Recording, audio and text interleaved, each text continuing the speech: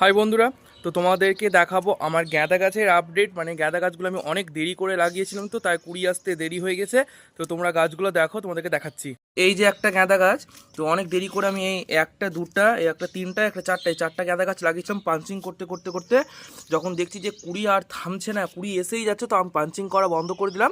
আর গাছগুলো মোটামুটি প্রায় ঝাঁকড়া হয়েছে। তো গাছগুলোয় কতটা পরিমাণে কুড়ি এসছে তো দেখে জাস্ট আপনারা বুঝতেই পারছেন। তো গাছগুলোয় প্রচণ্ড পরিমাণে কুড়ি এসছে। আর এটা সম্ভবত জিনিয়া গাছ। তো এই গাছটাতেও প্রচণ্ড পরিমাণ কুড়ি এসছে।